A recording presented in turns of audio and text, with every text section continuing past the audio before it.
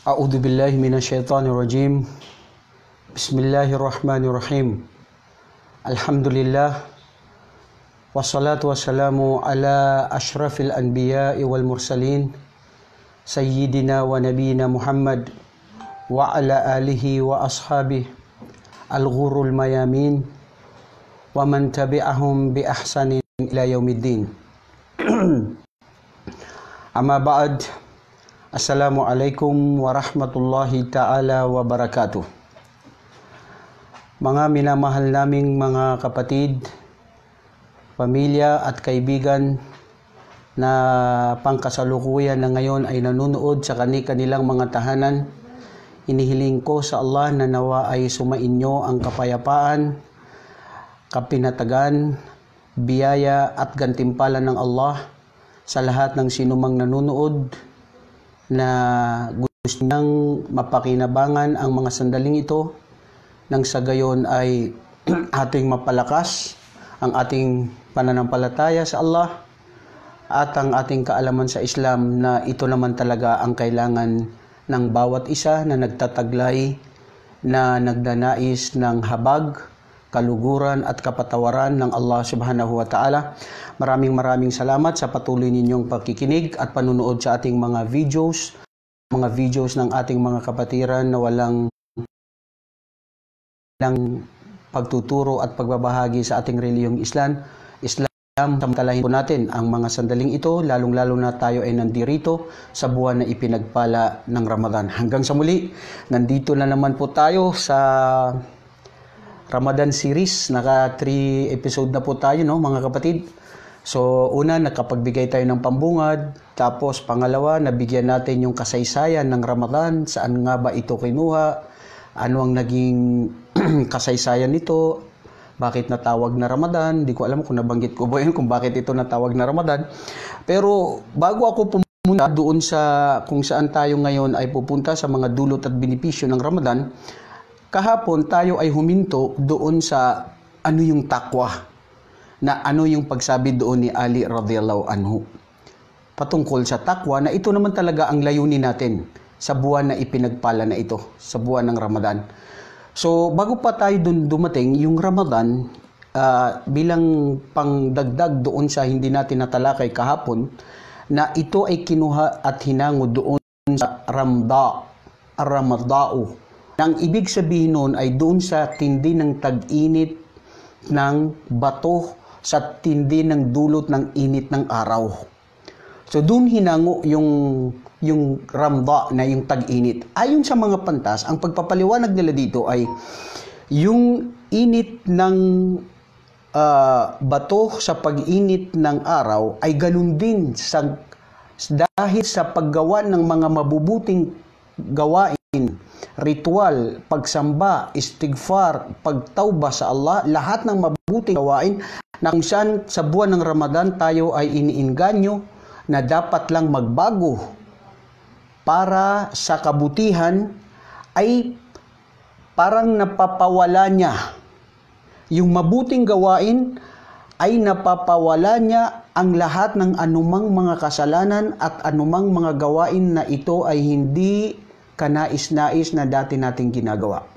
So subhanallah, napakaganda ng ibig sabihin noon, yung paano niya, yung sa pamamagitan ng pag-init ng bato sa init ng araw, dito rin sa Ramadan, sa paggawa ng maraming mabuting gawain, ay tinatanggal niya, pinapawalang bisa niya ang anumang mga kasalanan na nagawa natin, ang ating pagkukulang sa Allah, lalong-lalo na sa ating pagiging Muslim na sumunod sa mga pag-uutos ng Allah, na kung tutunghayan natin ay marami po tayo talagang pagkukulang sa ating tunay na tagapaglikha, ang Allah Subhanahu wa Ta'ala.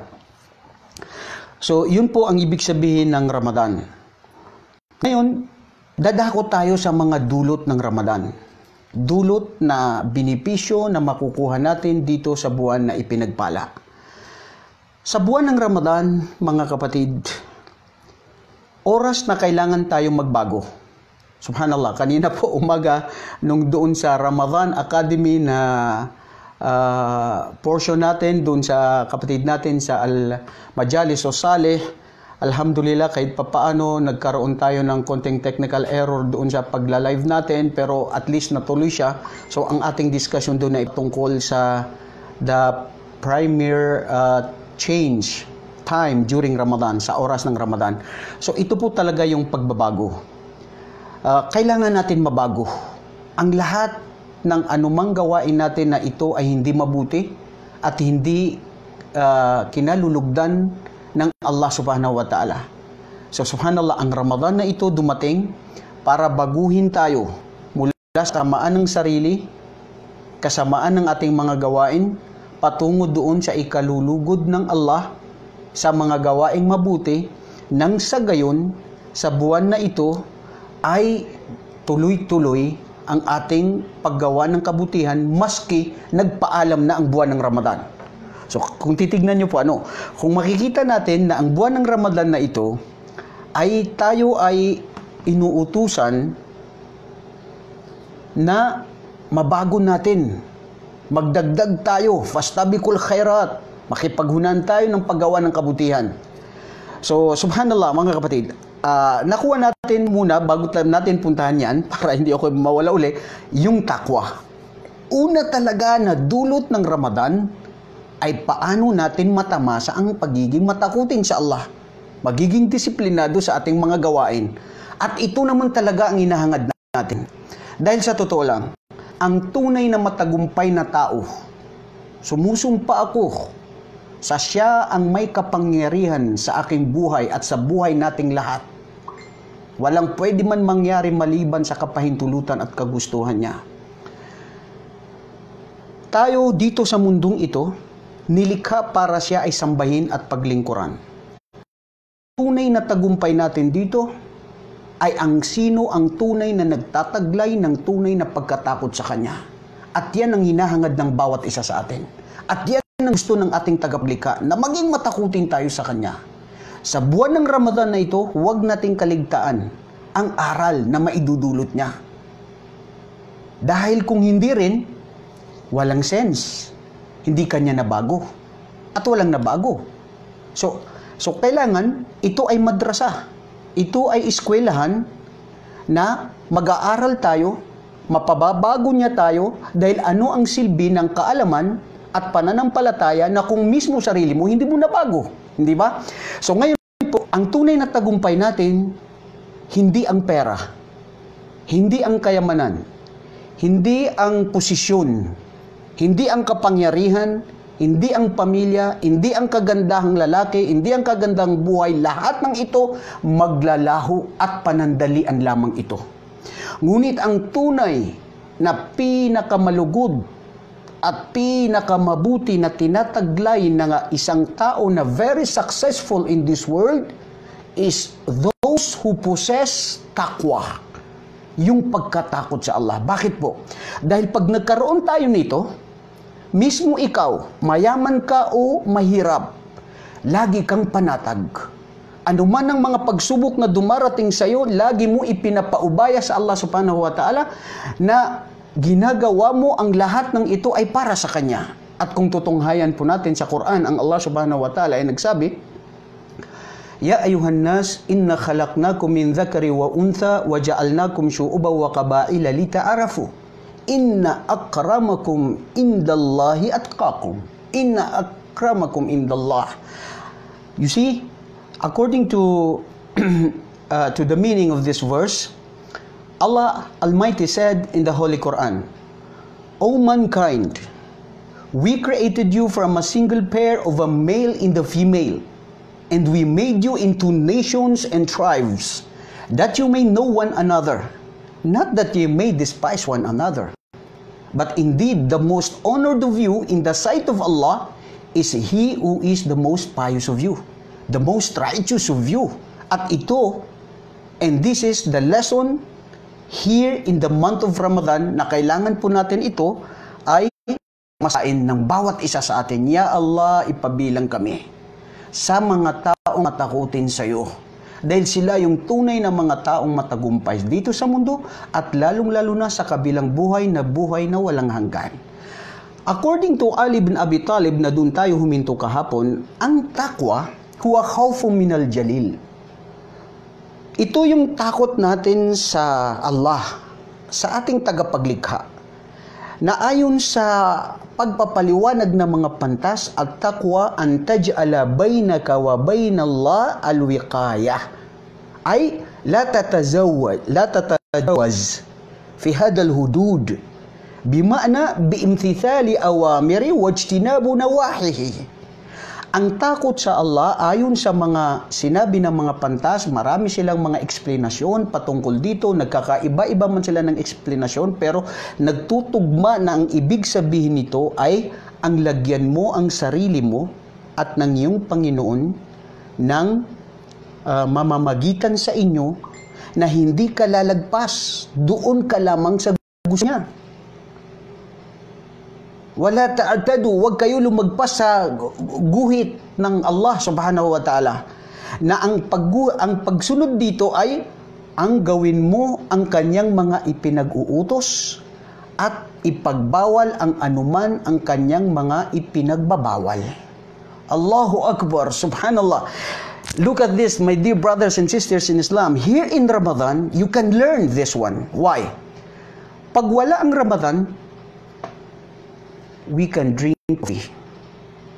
We can eat whatever we want during the days. You can even have sex with your wife. During Ramadan, mamnu. Hindi pwede. Bakit mamnu? Samantala halal. Pwede yun.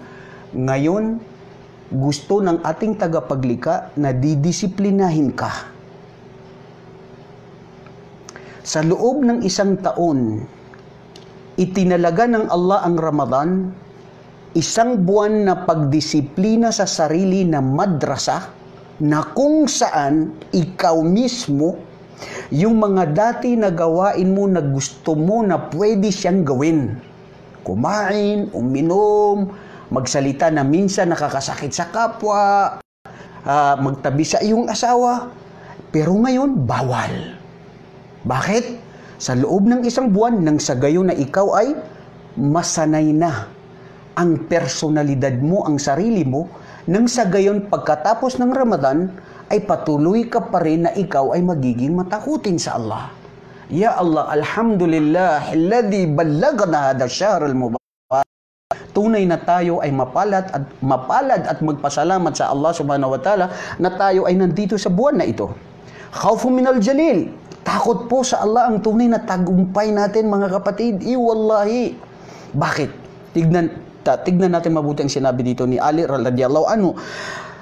Khawfu minal jalil wal amalu bitanzil. Ang gawain na pagsunod sa kung ano ang ibinaba ng Allah, ito yung kanyang kitab, ang Quran. Na ang Quran na ito ay siya ang magiging dustur, na siya ang magiging sistema at buhay ng pamumuhay ng Muslim. Why? Because the Quran is complete. Because Islam is a complete way of life. Ang Quran, nandyan ang Sharia, mga batas ng Allah. Nandyan ang mga history na kung saan kapupulutan ng aral. Nandyan yung mga pag-uutos at nandyan yung pagbabawal. At nandyan yung tunay na kapinatagan ng puso, na kung sino ang magtaglay sa kanyang puso ang Quran na ito na kanyang ipinamumuhay, wallahi siya ang taong tunay na matagumpay at taong matahimik at mapayapa ang buhay niya, maski siya ay isang maralita o pobre na walang pera, ngunit mayaman siya sa panampalataya sa Allah. Allahumma ja'alna min haula. Ngayon, awal amalu bitanzil. Kailangan ang buhay natin, our daily routine, ang sistema ng buhay natin, ang panuntunan natin, kailangan na aayon sa Quran. Ang propeta sallallahu alaihi wasallam, wa kana khuluquhu al-Quran. Ang propeta sallallahu alaihi wasallam, ang kanyang gawain ay ang Quran. Ang kanyang pamumuhay, ang kanyang buhay ay Quran. If you can see a man on earth, the working Quran on earth is he, the Prophet sallallahu alaihi wasallam. At siya ang ating huwaran. At siya ang ating sinusunod. Kaya bagat naman, bago ko makalimutan itong sasabihin ko sa lahat ng sambayanan ng mga Muslim at lahat ng hindi pa Muslim, huwag natin tignan ang Islam sa mga Muslim dahil sila po ay mga tao na katulad ninyo, katulad natin, nagkakamali, nagkukulang at makasalanan. Tignan natin ang Quran, Islam kay Propeta Muhammad, how he dealing with his wives and his family and all the people around him. The man around the Prophet Muhammad sallallahu alaihi wasallam, dahil siya ang ating huwaran, siya ang ating susundan. Dahil kung hindi mo rin siya susundan at hindi ka, ang buhay mo ay hindi naaayon sa buhay ni propeta, ayon sa kanyang mga turo, walang saysay din ang iyong buhay. Man ahdatha, alhamdulillah mga kapatid, kababalik lang po natin dahil due to the poor internet connection, ano? So, Allahu Akbar, napakabilis po ng oras natin. Akala ko matatapos ko to pero dito pa lang tayo sa discussion ng takwa. Very short. Subhanallah. Ito na rin ang buhay natin. Napaka-short ng buhay natin. Akala natin mahaba ang buhay natin, yun pala hindi na natin alam na nalalapit na tayo sa ating mga libingan, bawat hinga natin, nabawas na sa buhay natin. Ya Allah, bago kami mamatay, tanggapin kami na sumasaksi sa tunay na nag-iisang Diyos at patawarin kami sa aming mga kasalanan at tanggapin kami sa iyong paraiso. Allahumma amin. Khawfun minal jalil wal amalu bitanzil war rida'u biqalil. Ano ang rida'u biqalil? Yung ikaw ay maging panatag, maging kontento saan? Doon sa itinalaga ng Allah na ibinigay niya sa iyo. Allahu Akbar. Kasama pala yun sa pananampalataya at pagiging matakutin sa Allah.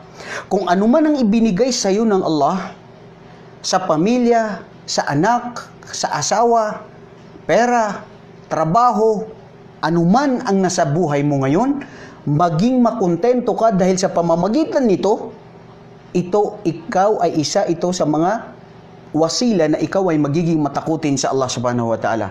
Wal isti'dadu bi yawmir rahil, at rin yung pagpreparasyon natin. Saan? Sa buhay na tayo ay pupunta at doon mananatili. Yawmir rahil, ang araw na kung saan tayo ay lilipat. Kasi dito po sa mundo, hindi dito ang buhay natin. Wallahi, innama khuliqna fil akhirah wa ma khuliqna fi hadhihi dunya. Wallahi, hindi tayo nilikha ng Allah para dito sa mundo. Dumaan lang tayo dito sa mundo. Ang tunay na bakit tayo nilikha ng Allah ay para mamuhay doon sa buhay na walang hanggan. Ang araw ng akhirah. Ang buhay na kung saan tatamasain ng bawat isa ang kanyang ginawa. Ano man ang natapos natin dito sa mundo. So, napakaganda po ng explanation ni Ali bin Abi Talib. Bago tayo magtapos, kunin po lamang natin ang mga patungkol dito sa mga fawaid wa fadlu siyam fi hada syahrul mubarak ma yata'allaqanid din. Ano yung mga spiritual benefits na atin matatamasa sa buwan ng Ramadan? Una, lisiyami yanmi syu'uril muslim bimuraqabatillahi azza wa jal liyasila bihil ihsan wa dhalika bi an ta'budallaha ka'annaka tarahu fa illam takun tarahu fa innahu yarak. Ang isang nag-aayuno ay kanyang napopromote, lalong nadadagdagan ang kanyang nararamdaman na isa siyang Muslim na alam niya na ang Allah subhanahu wa ta'ala ay siya ay batid niya na ang Allah ay nakatingin sa kanya, naririnig siya at aware siya sa lahat ng kanyang ginagawa. Nagugutom ka, ipinagbabawal na kumain, ngayon gusto mo kumain? Hindi. Nagpabawal sa iyo yun dahil alam mo ng Allah ay nandyan. So there is already the communication or relationship between al-abd and Rabbah. Relationship ng isang lumikha, ang Allah at ang kanyang nilikha. So magiging aware ka doon. Pangalawa, as-saimu yu'azz ala tarkil haram. Ang isang nag-aayuno ay lalo pa niyang nadadagdagan, lalo pa niyang nagiging siya ay nagkakaroon ng lakas para sa ipagbawal niya ang mga haram. Mga kapatid, subhanallah, yung mga adik dyan sa sigarilyo, ha? Ngayon sa Ramadan, pag ikaw ay nasa during the days, ba't ayaw mo magsigarilyo? Kasi haram. Nandiyan pala eh. Pwede mo pala siyang ihinto eh. So lahat ng mga gawaing masama, pwede natin ihinto. Huwag natin hayaan ang sarili natin na tayo maging alipin ng sarili natin, ang Diyos natin ang sarili natin, ang pera natin, ang ego natin, ang ating personal, bagkus mangingibabaw ang Allah, ang siya, ang inaalay natin ang lahat sa Kanya. Allahu Akbar. Pangatlo, ziyadatut ta'at. Ibig sabihin ay nagpapadagdag ng ikaw ay nagkakaroon ng tamang relasyon sa Allah na pagsunod sa Kanya wa taqarrubu ilallahi azza wa jal bil amal salih. Subhanallah, sa araw, sa buwan ng Ramadan, mga kapatid, wallahi, totoo ito, na tayo ay nagkakaroon na lalo pa nating napapabuti ang ating mga gawain na ikaw minsan ay masama, ikaw minsan ay sakim, ayaw mo magbigay ng pagkain, pero sa buwan ng Ramadan, alam mo na gusto mo magbigay dahil gusto mo tamasahin ang gantimpala ng Allah. Tignan nyo ang hadith ng Propeta sallallahu alaihi wasallam, man fatara saiman, fakana lahu ajru mithlu ma masama. Bimamaan al hadith, ang sino mang magpakain sa isang tao sa during ng Ramadan, makukuha niya ang gantimpala ng taong yun na sa kanyang pag-aayuno, pero hindi mababawa sa taong yun. So, ibig sabihin, pag nagpakain ka ng isang tao na nag-ayuno, ikaw mayroon kang gantimpala ng pag-ayuno na kanya, magiging doble yun para sa'yo. Ano yun? Kung ikaw ay sakim, ikaw ay kuripot, ayaw magbigay, oras ito ay, ang sarili mo ay nawawala yung pagkakuripot mo dahil gusto mo, ang ngangad mo ay ang gantimpala mula sa iyong tagapaglikha. Allahu Akbar. Ganun din ang ating pagdarasal. Ayaw mo magdarasal, pero ngayon, subhanallah, gustong-gusto natin magdasal sa tarawih. Ayaw mo magbasa ng Quran, nagkakaroon tayo ng oras na magbasa sa Quran. So ito yung mga benepisyo na makukuha natin. Yastamilu siyam, ang arba, yastamilu siyamu anwa'u as-sabr kulluha, wa hiya as-sabru bit-ta'a, was-sabru bil-ma'siyah, was-sabru 'alal qada'i wal qadar. Subhanallah, tignan niyo, sabi dito, yastamilu, ibig sabihin nagiging general, ang uri ng sabr na tatlo ay nakukuha natin, nalalaman natin o ating naisa sa buhay dito sa buwan ng Ramadan na ito. Paano? Ang ibig sabihin nito ay ang buwan ng Ramadan na kung saan tayo ay nagiging tinuturuan tayo ng pagtitimpi. At ang pagtitimpi ng tatlo ay pagtitimpi sa pagsunod sa kagustuhan ng Allah. Gusto niya na mag-ayuno ka, ayaw mo mag-ayuno pero gusto mo dahil para sa Allah. Subhanallah. At dito rin yung mga ipinagbabawal niya. Ipinagbabawal niya ang lahat. Kaya mga kapatid, ang aral sa pag-aayuno, hindi lang yung pagkain, umiwas ng pagkain, ngunit dapat din umiwas tayo, ingatan natin ang ating dila. Itong dila na ito, na sige makapagsalita, ya Allah patawarin kami. Lahat po tayo mga kapatid, nakakapagsalita, nakakapaglibak. Kaya ingatan natin, dapat ito rin mag-fasting during the month of Ramadan. Pati yung mata natin, tayo na mga addict dito sa Facebook, sa lahat na tumitingin ng mga haram. Ngayon, oras na ito ay pigilin. Pangibabawi natin, makinig kayo sa mga lectures ng mga ating mga kapatid sa Islam, sa pagbabasa ng Quran. Inshallah, diyan natin natatamo ang habag ng Allah at magiging matakutin sa Kanya dahil dapat lang po may magbago sa ating buhay. Panglima, sa sabr na ito, sa sabr ay yung qada, yung kung ano ang itinalaga ng Allah subhanahu wa ta'ala sa kanyang qada, na ang ibig sabihin nito ay kung ano ang kanyang pag-uutos. Ang pag-uutos ng Allah subhanahu wa ta'ala dito sa qada na ito ay nagiging masunurin tayo at tayo ay nagtitimpi. Tatlong uri na nakukuha natin, nalalaman natin dito sa Ramadan na kanyang dulot sa atin, at ang uri ng sabr na ito, ang ating pagtitiis, dito tayo napapalapit sa Allah at ang gantimpala nito ay ang paraiso. Ang sabi ng Propeta sallallahu alaihi wasallam, man sama Ramadana imanan wa ihtisaban ghufira lahu ma taqaddama min dhanbi. Ang sinumang mag-ayuno na lubusan na ito ay para sa kanyang puso, na totoo sa kanyang paniniwala, pananampalataya, na nagnanais siya ng gantimpala ng Allah subhanahu wa ta'ala, at ang lahat ng kanyang mga kasalanan ay papatawarin ng Allah subhanahu wa ta'ala. So bilang panghuli po mga kapatid, ay nagbanggit natin yung patungkol sa benefits about the spiritual. Magbanggit naman tayo about the benefits on our health. Subhanallah. tignan nyo, ang pag-uutos ng Allah, lahat ito ay mabuti sa atin. Okay, nakuha ko lang ito mga kapatid, pero I think I have to share you this because this is very beneficial to all of us. It boosts your brain. When you are fasting, it boosts your brain. Listen to this.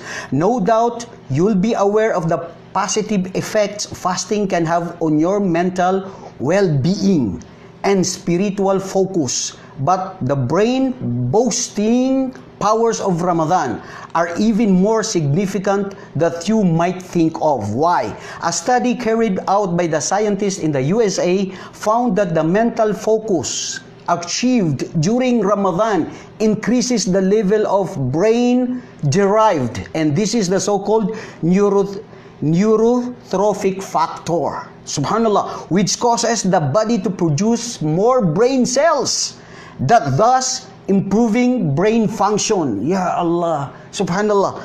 Likewise, the distinct reduction in the amount of the hormone cortisol produced by the adrenal gland means that the stress levels are greatly reduced during and after the month of Ramadan. Isipin mo kasi, nagugutom ka, gusto mong uminom, wala kang naiisip kundi para sa Allah subhanahu wa ta'ala. So ibig sabihin, pati rin yung utak natin, lalo pa itong nagkakaroon ng nababawas ang mga stress sa ating buhay. Pangalawa mga kapatid, listen to this, lower the cholesterol. Yung mga nagtitake dyan ng mga gamot ng mga cholesterol, yung mga astrobatin, ano ba yung mga ginagamit nila? Listen to this. When you fast during the month of Ramadan, we all know that we lose the weight. It is one of the possible physical outcomes of fasting during Ramadan. But there's also a whole host of healthy changes going on behind the scene. A team of the cardiologists in the United Arab Emirates found that people observing Ramadan effects on their lipid profile, which means there is a reduction of cholesterol in the blood.